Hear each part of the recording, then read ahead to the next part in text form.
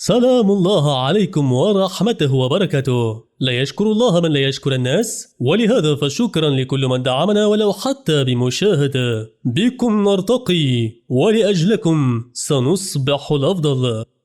في ليلة من الليالي الحزينة وصلت هيلين ومعها طفل اسمه روين عند بوابة واحد من الملاجئ المخصصة للأشخاص اللي ما عندهمش بيت ولا مأوى. لما بدأت هيلين تخبط على بوابة الملجأ خرج المدير عشان يرد عليها، وكان واضح انه متضايق لأن الوقت متأخر جدا، ويمكن ده اللي خلاه يرد عليها بطريقة مختصرة ويقول لها ان الملجأ مكتمل وما فيش عنده أي مكان لأي شخص جديد في الوقت الحالي أبدا. طبعا دي كانت أخبار حزينة جدا بالنسبة لهيلين، واللي فضلت تترجاه وطلبت منه يوفر لها أي مكان تقضي في الليلة لأن معاها ولد صغير وما عندهاش أي مكان يصلح للمعيشة. لا وفوق كده كمان عرضت عليه إنه يسمح لها بدخول الملجأ في مقابل حصوله على آخر قطعة من المجوهرات اللي موجودة معاها. المدير وقتها بيوافق بالفعل على استقبالها ووصلها لحد الغرفة بتاعتها، وقال لها إنه لما يشوفها الصبح هيشرح لها قواعد الملجأ لأن الوقت دلوقتي متأخر جدا. بمجرد ما هيلين دخلت الغرفة سألها روين عن والده ووالدته، وقال لها إنه عايز يرجع لهم في أسرع وقت ممكن. ردت عليه هيلين وحاولت تقنعه انه لازم يرتاح وما يفكرش في اي حاجة حاليا لان والدته كده كده هتيجي تاخده من الملجأ ولكن لما يصحى من النوم. المصيبة هنا بقى يا صديقي ان هيلين بعد ما اتأكدت ان روين راح في 7 نومة قررت انها تنتحر وتتخلص من حياتها لانها ما كانش عندها طريقة تانية للهروب من الالتزامات اللي عليها. عدى الوقت بعدها ولما صحى روين من النوم عرف انها انتحرت، وساعتها كان منهار جدا لدرجة انه ما كانش بيبطل عياط طول الوقت.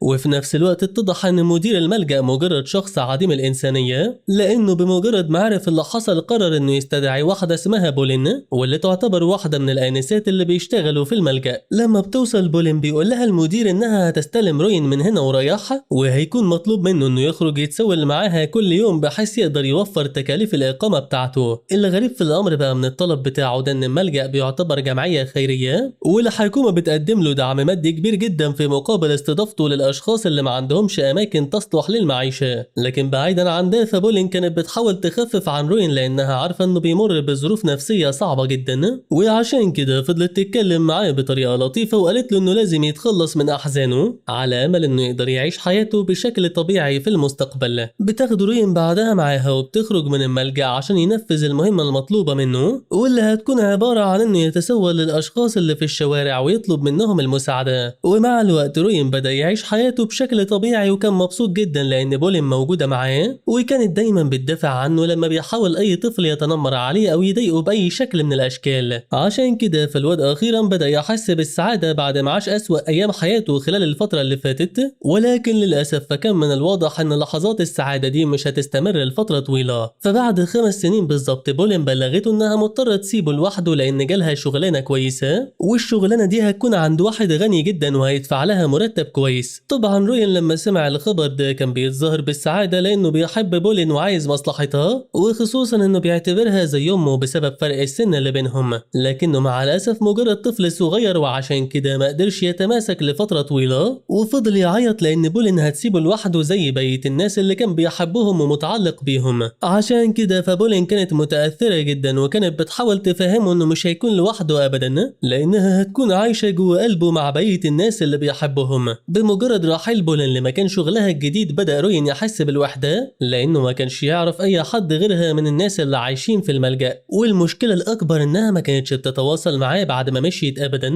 ولا حتى كانت بتسأل عنه وكأنها اختفت بالظبط. عشان كده فروين كان قلقان جدا عليها، وكان بيقول إنها مستحيل تسيبه لمدة سنة كاملة بمزاجها من غير ما تزوره في الملجأ. وفي يوم من الأيام اتعين مشرف جديد اسمه بليك، وتم تكليفه بمسؤولية مراقبة الأطفال ومراجعة دخلهم اللي بيجمعوه من التسول بشكل يومي. طبعا بليك ده كان بيتعامل كويس جدا مع روين على اساس انه بيعتبر اكتر طفل بيجمع فلوس في الملجأ كله. ما هم الناس كانوا بيعطفوا عليه بسبب كلامه اللطيف واسلوبه في التعامل بشكل عام، وكمان في منظره الخارجي كان نظيف. مع مرور الوقت بدأ روين يتعود على حياته الجديدة بعد ما خسر كل الناس اللي بيحبهم. بس الغريب انه لما كان بيتسول في الشوارع بدأ يلاحظ ان الاشخاص اللي حواليه جسمهم بينور بطريقة مش مفهومة ابدا. الحوار ده بالنسبة له كان حوار حوار جديد تماما، لأنه بدأ يلاحظه خلال الفترة الأخيرة وما كانش بيقدر يلاحظه قبل كده. للسبب ده قرر إنه يستفسر من بليك عن الموضوع بشكل تفصيلي. فرد عليه بليك وقال له إن الضوء اللي بيخرج من جسد الإنسان ده هو عبارة عن المانا، وفي العالم ده فالمانا بتعتبر أصل كل شيء في العالم، لكنه في نفس الوقت وجود المانا عند البشر مش معناه إن أي شخص بيقدر يتحكم فيها، لأن الموضوع ده بيحتاج للتدريب بصفة مستمرة لسنوات طويلة. الدليل على كده إن معظم الناس ما يعرفوش حاجة عن المانا ولا حتى بيسمعوا عنها، بالرغم من إنها بتكون موجودة جوا جسد كل شخص طالما إنه على قيد الحياة. سبب معرفة بليك بكل المعلومات دي هو خبرته الكبيرة في الفنون القتالية، وده اللي خلى روين متحمس جدا لدرجة إنه كان عايز يتدرب على الفنون دي في أسرع وقت ممكن.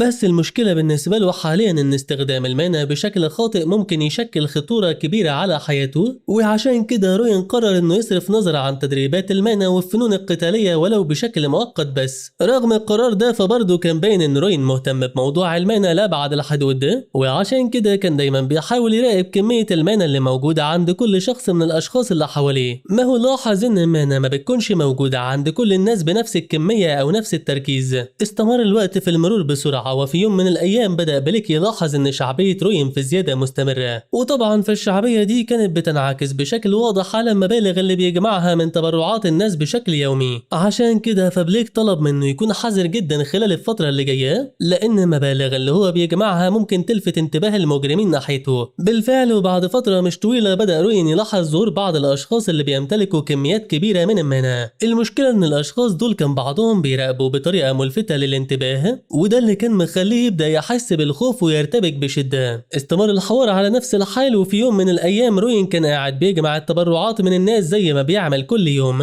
ولما العلبة اللي معاه بقت مليانة على آخرها من كتر الفلوس اللي بيجمعها قرر إنه يرجع الملجأ عشان ياخد علبة جديدة. بس المصيبة إنه ساعتها بدأ يلاحظ إن في 2 من الأشخاص اللي كانوا بيراقبوه موجودين على مسافة قريبة منه، ولما تأكد روين إنهم بيستهدفوه بيقربوا منه بطريقة مبالغ فيها قرر إنه يهرب من قدامهم بسرعة، وفضل يستغيث ويطلب المساعدة من بليك اللي وصل في الوقت المناسب وقدر يساعده على الهروب منهم من غير ما يخسر ولا سنت من الفلوس اللي معاه. طبعا بعدها ولما بليك اتأكد إن الوضع الأمني في المدينة مش مستقر في الوقت الحالي قرر إنه يستدعي جميع المتسولين قبل ما المجرمين يسرقوا منهم الفلوس اللي جمعوها من التبرعات. وفي نفس الوقت روين كان مندهش من قدرة بليك على الهروب من المجرمين بمنتهى السهولة، وكان واضح كمان إنه منبهر من أسلوبه في تجميع المانا واستخدامها أثناء الهروب من الأعداء. عشان كده كان بيقول إنه متحمس جدا لدرجة إنه كان بيحاول يتنفس بمنتهى الهدوء والتركيز على أمل إنه يقدر يجمع المانا جوه جسده بنفس الطريقة اللي كان بيستخدمها بليك. وبعد شوية وقت مشرف السكن قرر إنه يجمع الأطفال عشان يبلغهم إنه كان مضطر يستدعيهم عشان يعرفهم بحوار عدم استقرار الأوضاع الأمنية. كمان في النهاية طلب من روين يحضر شنطته لأنهم لازم يطلعوا مشوار مع بعض دلوقتي. وبعد دقايق من المشي وصل المشرف لوجهته ووقف يتكلم مع راجل غريب على مسافة من روين، واللي كان فضولي جدا وكان بيحاول يستخدم المانا عشان يقدر يركز في كلامهم ويتجسس عليهم. بالفعل وبعد شوية محاولات قدر روين يسمع المحادثة اللي بينهم بفضل استخدامه للمانا، لكن من الواضح انه ما كانش فاهم اي حاجة لانه ما سمعش المحادثة من اولها. الغريب هنا بقى ان المشرف استدعاه بعد ثواني وبلغه انه لازم يروح مشوار مع الراجل اللي واقف معاه. طبعا روين وقتها ما كانش فاهم اي حاجة ولا حتى عارف هم رايحين على فين، لكن الغريب انه بعدها بيوصل للمدرسة والراجل بيسلمه لموظفة اسمها ايمي، والغريب انه بعد ما بيعمل كده بيمشي ويسيبهم. بمجرد ما دخل روين لمكتب ايمي سألته عن مستواه في القراءة، وقالت له انه لازم يشتغل على تطوير مهارات القراءة عنده عشان يقدر يكمل في المدرسة. كمان بتبلغه بعدها ان المدرسة بتنظم عروض مخصصة للقراءة بشكل منتظم،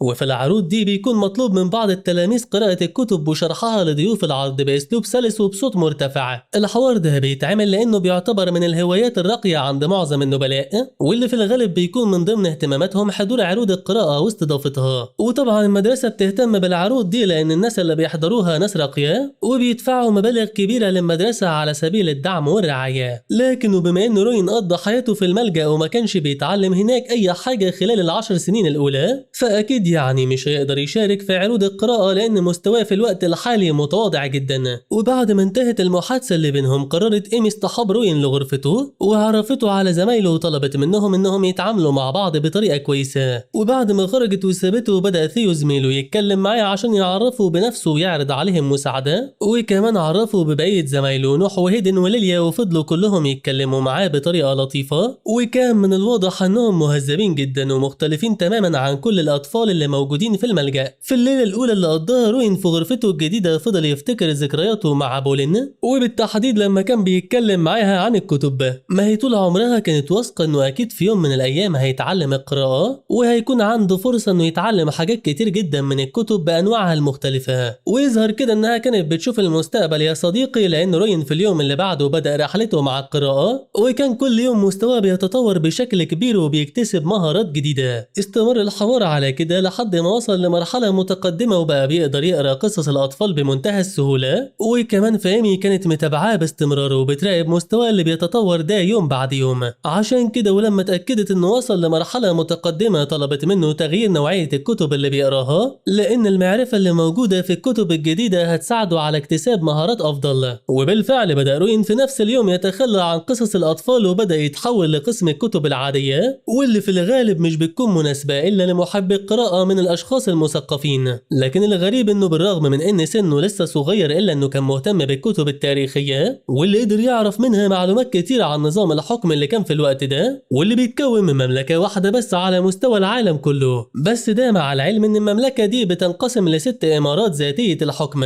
وطبعا فتوحيد العالم بالطريقة دي كان بيضمن الاستقرار والرفاهية لجميع سكان الأرض، وعشان الملك يضمن الأمن بتاع المملكة فكان لازم يأسس تحالف الاتحاد اللي بيضم مجموعة كبيرة من المقاتلين، واللي مسؤوليتهم الوحيدة هي فرض الأمن والنظام في كل مكان. طبعا المعلومات دي بالنسبة لروين يا صديقي كانت مفاجأة كبيرة جدا، لأن أعضاء تحالف الاتحاد هم اللي كانوا بيطردوه لما كان بيتسول في الشوارع ساعة ما كان بيجمع التبرعات ويقدمها لإدارة الملجأ. طبعا وقتها فروين كان فاكرهم مجرد مجموعة من المجرمين، لأنه كان متخيل إنهم بيحاولوا يسرقوا منه الفلوس اللي معاه. لكن يظهر إن وجهة نظره عنهم شكلها على وشك إنها تتغير، لأنه بيعرف من الكتب إن مكافحة الفساد في المؤسسات المختلفة بيعتبر من ضمن اختصاصات تحالف الاتحاد ده، أي إن السبب الرئيسي للخلافات بين الاتحاد والملجأ ممكن يكون مرتبط باستغلال الأطفال في جمع التبرعات بطريقة مخالفة للقانون. بعيدا عن الكلام ده، وفي نفس الوقت روين ما كانش ناسي تمرينات التنفس اللي بيعملها كل يوم عشان يقدر يجمع المانا ويتحكم فيها مع الوقت. وفي يوم من الأيام نائبة مدير المدرسة قررت إنها تجمع الأطفال عشان تختار منهم اللي هيشاركوا في عرض القراءة، لكن وضح إن وجود روين لفت نظرها لدرجة إنها طلبت منه إنه يركز كويس في العرض بحيث إنه يقدر يتعلم منه ويكون ضمن المشاركين في المرات اللي جاية. للسبب ده فبعض زمايله بدأوا يحقدوا عليه ويحسوا بالغيرة منه، لأن مش كل التلاميذ بيكون مسموح لهم إنهم يحضروا عروض القراءة وغيرها من المناسبات المهمة. وبمجرد ما بدأت الحفلة روين كان لابس بدلته الجديدة وجاهز لاستقبال الضيوف مع بقية زمايله. من بين الضيوف دول كانت الآنسة كارولين، واللي تعتبر من أكتر المهتمين بعروض القراءة اللي بيتم إقامتها في المدينة كلها. بس الغريب إنها أول لما شافت روين افتكرته على طول، لأنها كانت بتعطف عليه زمان ودايما كانت بتقدم له مساعدة مادية لما بتشوفه في الشارع. في نفس الوقت برضه فروين لما شافها افتكرها وكان بيحاول يعبر لها عن شكره وامتنانه ليها بطريقة لطيفة. وكان واضح ان كارولين مندهشة لما عرفت ان روين قدر يتعلم القراءة والكتابة، وكل ده حصل في خلال فترة قصيرة جدا وكانت فترة وجوده في المدرسة. الغريب بقى انها كانت مصممة على مشاركته في عرض القراءة حتى ولو بجزء بسيط.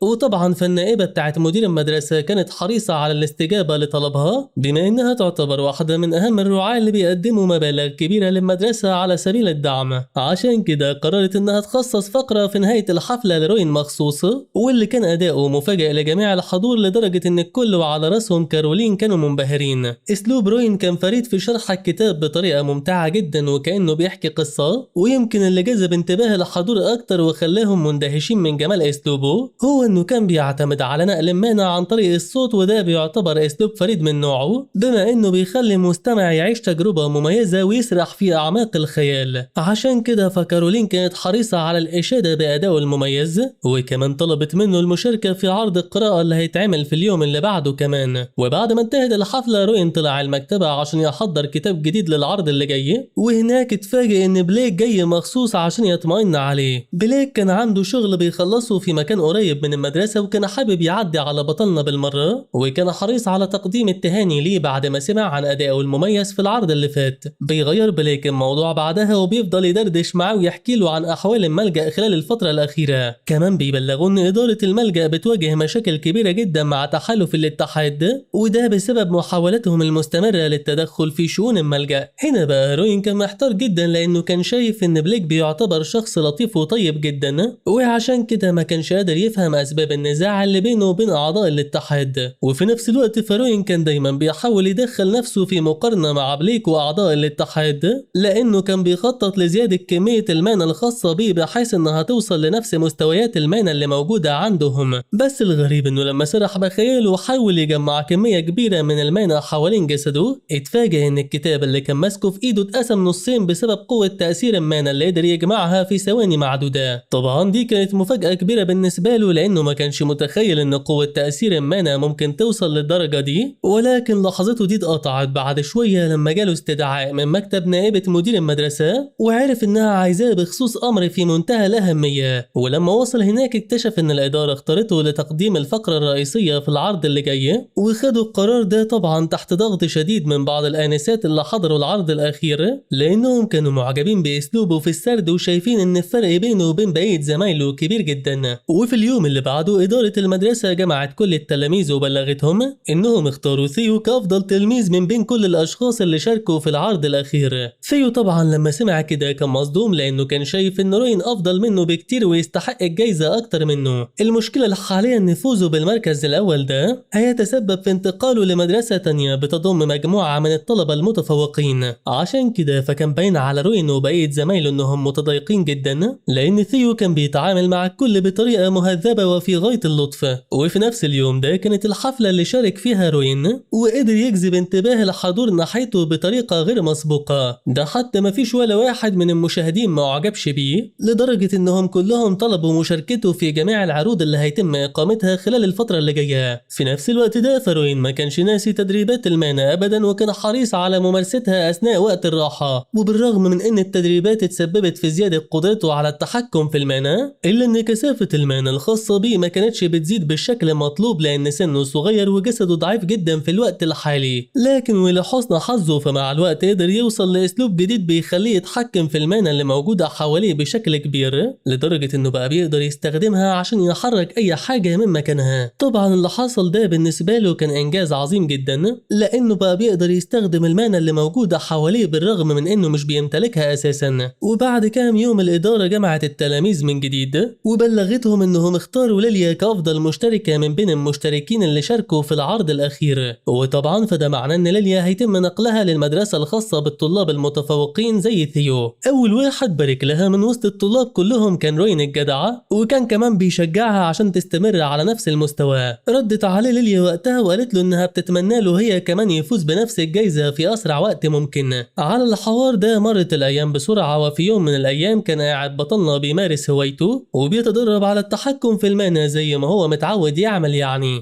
لكن المرة دي حصلت حاجة غريبة جدا، لان مشرف السكن اللي كان موجود في الملجأ وصل مع موظف واللي كان مسؤول عن توصيل روبن للمدرسة وتسليمه للموظفة اللي اسمها ايمي زي ما شفنا من شوية. الاغرب من كده بقى ان المشرف كان دراعه مقطوعة وبيمشي بصعوبة كبيرة، وكان واضح انه لسه طالع من معركة شرسة جدا قدام واحد من المقاتلين المحترفين. وطبعا في الموظف اللي كان مع المشرف وبيساعده حاليا كان باين عليه انه متضايق من بطلنا، لان وجوده ممكن يسبب له مشاكل كبيرة من وجهة نظره. المدهش في الامر بقى ان في نفس اليوم الادارة اخيرا قررت انها تختار روين للفوز بجائزة القارئ المتميز، وده معناه انه هيتم نقله لنفس المدرسة اللي سبقوا ليها زمايله المتفوقين. بالفعل وبعد شوية ايمي خدته معاها وخرجت عشان تسلمه لنفس الموظف واللي سبق وجابه على مدرسته قبل كده للمرة الاولى. بس الغريب هنا ان الكهف اللي دخله روين مع موظف كان غامض جدا وبيحتوي على كمية كبيرة من المانا المظلمة، والاغرب من كده ان الموظف طلب منه يقرا الكتاب اللي موجود قدامه وكأنه بالظبط بيشارك في عرض من العروض اللي كانت بتنظمها المدرسة بصفة مستمرة. وبالرغم من ارتباك روين وقتها وانه ما كانش لاقي تفسير للحاجات الغريبة اللي بتحصل من حواليه، الا انه استجاب لطلب الموظف من غير اي تفكير في الموضوع. لكن المصيبة ان كان في فتحة غريبة في الارض بتسحب المانا من جسده اثناء القراءة بالظبط، وكأن الهدف من وجوده في المكان ده هو امتصاص المانا من جسده بطريقة مرعبة. لكن ولحسن حظ بطلنا بيقدر يعالج المشكلة دي في وقت قياسي بعد ما بينجح في تجميع المانا اللي موجودة حواليه بطريقة عبقرية. وفي اللحظة دي روين اتفاجئ ان بعض المقاتلين من تحالف الاتحاد وصلوا عند مدخل الكهف،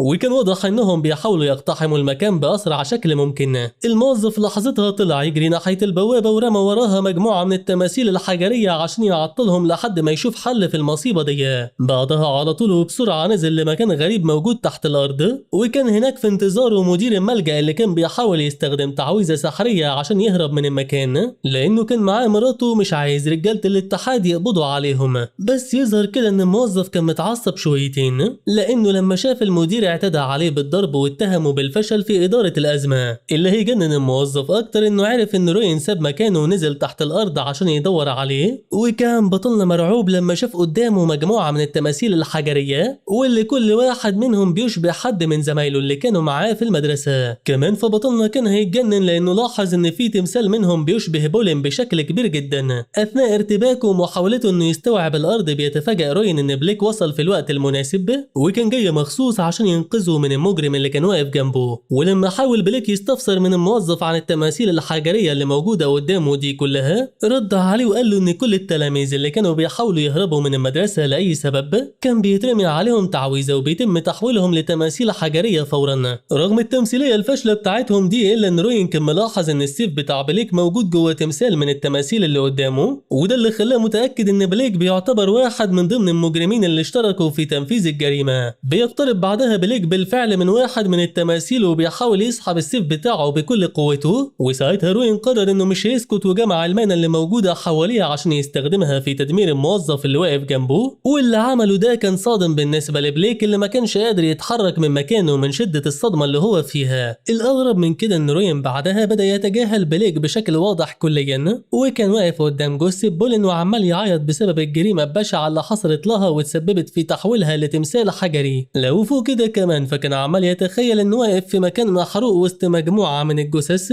وده خلاه يبدأ يسترجع ذكرياته مع بولين وكلامها ليه. في اللحظة دي بيتفاجئ إن بليك بيقرب منه وبيحط السيف على رقبته وبيبلغه إنه مش هيقدر يستنى في المكان ده أكتر من كده بسبب خطورة الموقف. رغم كلام بليك ده إلا إنه كان معجب جدا بمستوى روين وقدرته الغير عادية على التحكم في المانا، وعشان كده عرض عليه إنه يشتغل معاه ويقدم له المساعدة في الجرائم اللي بيرتكبها في مقابل بقائه على قيد الحياة. بيحاول روين وقتها يستفسر منه عن الأسباب اللي دفعته للتخلص من تلاميذ المدرسة وتحويلهم لتماثيل حجرية، وساعتها بيرد بليك وبيقول له إنه مضطر ينفذ الأوامر اللي بتجيله لأنه بيشتغل في منظمة لوتيل، واللي بتعتبر واحدة من المنظمات الإجرامية المعروفة باستخدامها للسحر الأسود. وبعدها روين بيسأله عن الطريقة اللي كان بيستخدمها عشان يتخلص من التلاميذ، وبدل ما يموتهم يحولهم لمجموعة من التماثيل الحجرية. بليك بدأ يشرح له الموضوع بالتفصيل وأكد له إن تحويل البشر لتماثيل بيكون من اختصاص الكهنة مش من اختصاصه هو. بس الغريب إن في نهاية المحادثة دي كلها روين بيرفض العرض بتاعه وبيبلغه إنه مش موافق يشتغل معاه ولا حتى هيتحرك من مكانه لأنه متأكد إن رجالة الاتحاد على وشك الوصول. بيضحك بليك من كلامه وبيقول له إنه من البداية كان عايز يحافظ عليه وما كانش راضي يقتله، لأنه بس عارف كويس إنه مش هيقدر بسهولة يلاقي شخص بنفس الإمكانيات اللي عنده.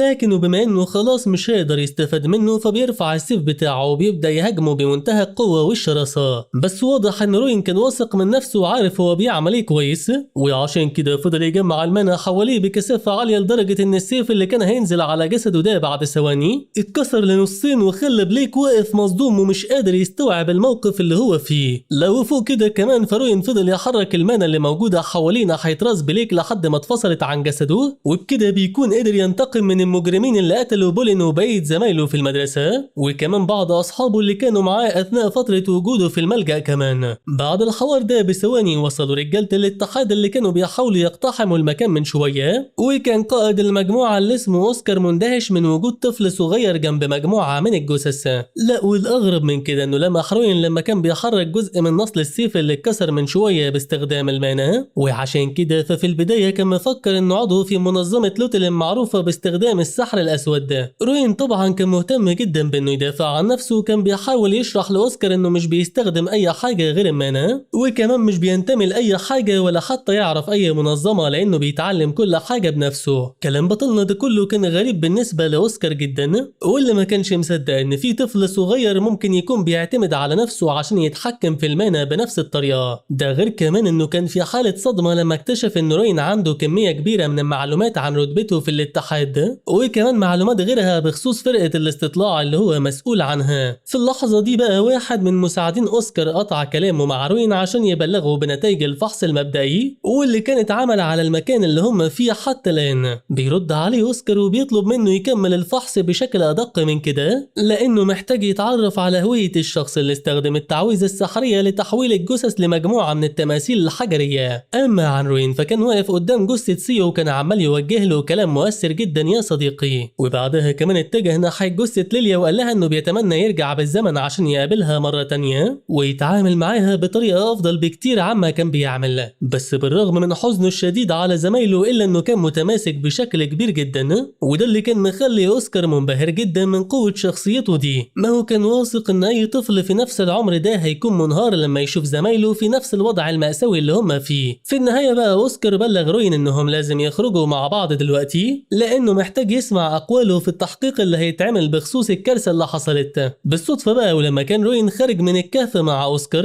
اتفاجئ ان قطعة المجوهرات اللي قدمتها هيلين لمدير الملجأ موجودة على هدوم مراته اللي كانت بتستخدمها كنوع من الزينة. عشان كده فقبل رحيله قرر بطلنا انه يستردها عشان يحتفظ بيها ضمن ذكرياته الجميلة مع هيلين. وبمجرد ما خرج اوسكار من الكهف طلب من روين انه يختار اكتر مكان بيحبه في المدرسة لانه محتاج يتكلم معاه شوية، وساعتها روين قرر يختار المكتبة من غير اي تفكير لانها بتعتبر اكتر مكان مريح بالنسبة له. ولما وصلوا هناك اوسكار كان حريص انه ياخد جولة في المكتبة عشان يتعرف على نوعية الكتب اللي موجودة فيها، ولكن اللي خلاه مستغرب هو انه ما شافش هناك اي كتب بتتكلم عن تعلم المانا. ما هو كده مش فاهم فين المصدر اللي من خلاله روين قدر يتعلم التحكم في المانا في سنه الصغير ده. ولما روين عرف انه بيفكر بالطريقة دي رد عليه وقال له انه بيمتلك مستوى عالي من الذكاء، وذكائه ده بيخليه يقدر يتعلم كل الحاجات اللي هو مهتم بيها حتى لو ما كانش عنده اي مصادر يتعلم منها. وبعدها بدأ يرد على استفسارات اوسكار اللي كان عايز يعرف حكايته بالتفصيل من ساعة ما دخل الملجأ ولحد اللحظة اللي قتل فيها بليك والموظف اللي موجود معاه. وبالرغم من انه اوسكار كان متعاطف معاه وشايف انه مجرد ضحية من ضحايا العصابات الإجرامية اللي بتدير المدارس، الا انه ما كانش قادر يقتنع ابدا ان طفل صغير زي الواد اللي قدامه ده ممكن يتحكم في المانا بشكل متقن لدرجة انه يقدر يستخدمها عشان يتخلص من مقاتل قوي زي بليك. لا وفوق كده كمان في التقارير المبدئية اثبتت ان روين قدر يفكك التعويذة اللي عملها واحد من الكهنة واللي كان هدفها امتصاص المانا من جسده، وده طبعا غير قدرة روين على انه يحرك كل حاجة من مكانها بمنتهى السهولة من غير ما يحتاج انه يرمي اي تعويذة او حتى يعمل اي تصرفات غريبة. ولما سأل بطلنا اوسكار عن الهدف من تحويل التلاميذ لمجموعة تماثيل حجرية رد عليه وقال له انه منظمة لوتل بتمارس السحر الاسود بهدف امتصاص المانا من الضحايا واستخدامها لانتاج مجموعة كبيرة من النباتات اللي بيتم استخدامها لزيادة مستويات المانا بعدها. مع العلم ان النباتات اللي بيتكلم عنها اوسكار دي بتتباع في السوق السوداء باسعار خرافية، ورغم كده فحجم الطلب عليها بيكون مرتفع جدا. وبعد المحادثة الطويلة جدا اللي دارت بينهم دي بيتفاجأ اوسكار ان روين بيطلب منه ينضم لتحالف الاتحاد بتاعهم. اندهش اوسكار من السؤال بتاعه وسأله عن اسباب ثقته في الاتحاد ده بالرغم من انه سبق وتعرض للخداع من كل الاشخاص اللي كان بيتعامل معاهم حتى الان. بيرد عليه روين وبيقول له ان مفيش ثقة بينه وبين اي شخص في الوقت الحالي، ولكن الحاجة الوحيدة اللي مخليه مهتم ينضم له هي انه حاسس انه بيتعامل مع انسان طيب وواضح في كلامه. لكن يظهر كده ان اوسكار ما كانش ناوي يقبله في الفريق بسبب مجموعة من الاسباب المنطقية، اولها مثلا انه عمره لسه ما يكملش 10 سنين حتى، والسبب التاني انه متهم بقتل بليك والموظف التاني اللي كان اسمه ايجر. وطبعا روين لما سمع الاسباب دي فضل يدافع عن نفسه بشكل قوي واكد له ان السبب الوحيد اللي خلاه يقتل بليك هو انه كان بيحاول يدافع عن نفسه بس. اما عن قرار التخلص من ايجر فكان سببه ان الشخص ده قتل مدير الملجأ ومراته كان بيحاول يقرب منه بطريقة مخيفة بعدها، ومن طريقته دي استنتج روين انه كان ممكن يخلص عليه لو ما كانش قرر انه يتخلص هو منه في الوقت المناسب. رغم كل كلام بطلنا ده الا انه ما كانش عنده مانع من الاعتراف بالخطأ اللي ارتكبوه لانه في النهاية مش مطلوب منه محاسبة الناس على افعالهم بالرغم من انهم كانوا مجرمين ويستحقوا عقوبة الاعدام بسبب الجرائم اللي ارتكبوها. ويمكن بسبب طريقته العبقرية في الرد على الاستفسارات بتاعت اوسكار بمختلف انواعها فده اللي خلاه يوافق على انضمام بطلنا للاتحاد، وقال له انه لازم يبذل مجهود كبير عشان يساعد الاتحاد ده ويخليه يقدر يساعدهم على تنفيذ اهدافهم واللي بيعتبر اهمها حماية الابرياء وضمان الامن والاستقرار على مستوى العالم. وطبعا يا صديقي فده مش هيحصل الا بعد تدمير المنظمات الاجرامية واللي بتستهدف الابرياء بطريقة غير انسانية ابدا. ولحد هنا بقى بنكون وصلنا لنهاية حلقتنا. فلو عجبك الملخص وكنت عايزنا نكمل الحكاية ما تنساش تدعمنا بلايكاتك الجميلة والاشتراك في القناة وتفعل زر الجرس عشان يوصلك كل جديد. والسلام عليكم ورحمة الله وبركاته.